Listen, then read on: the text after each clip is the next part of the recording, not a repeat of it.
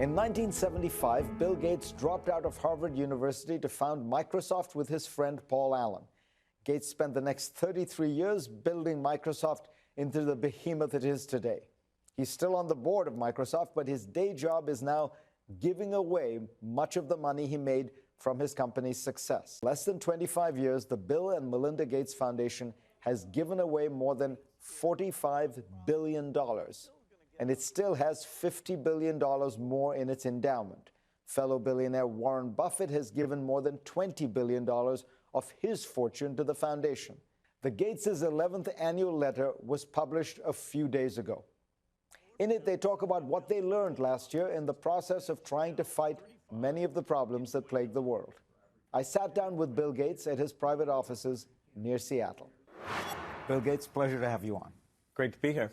There is a lot of talk these days about a kind of new economic mood. The cover of The Economist is about all the millennium socialists.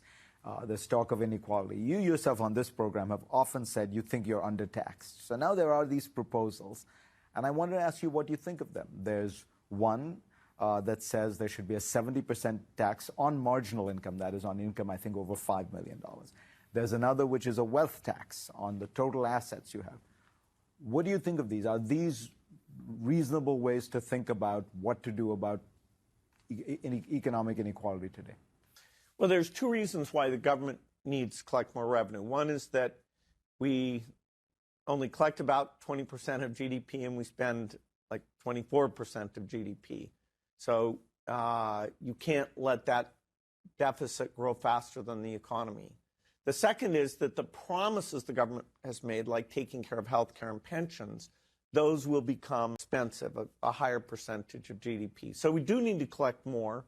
And some people think the government, should provide even new promises, which is fine, but it just emphasizes there's no free lunch here. You'd have to collect more money. As you go about doing this additional collection, of course, you want to be progressive. You want the portion that comes from the top 1% or top 20% to be much higher. And so you have many ways of doing it. You can take the Social Security tax and take the limit off of that. You can take the ordinary income, which is salaried type income, and raise the rate, which is a little below 40%. You could raise it, some people have said, back up to 70%. You have to be careful of that, though, because even when that rate was high, the actual collection, because of ways people could defer, it never got above 40% actually. But the big fortunes, if your goal is to go after those, you have to take the capital gains tax,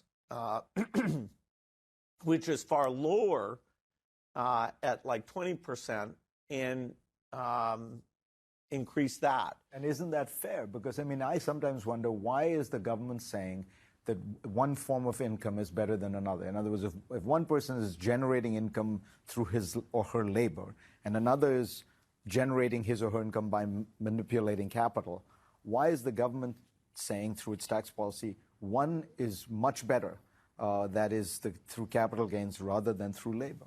Well, I happen to agree with you. Steve Ratner had an article that said, hey, why don't we make capital gains income and ordinary income taxed at the same rate? And it would get rid of a lot of complexity, because whenever those rates vary, you want to make one look like the other. And the famous part is that hedge fund people take what their labor generates and get it over into the capital gains side. And so you would simplify that.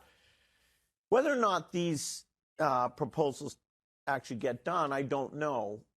There are even, what you might call more novel ideas, like an overall wealth tax, which Piketty had in his book.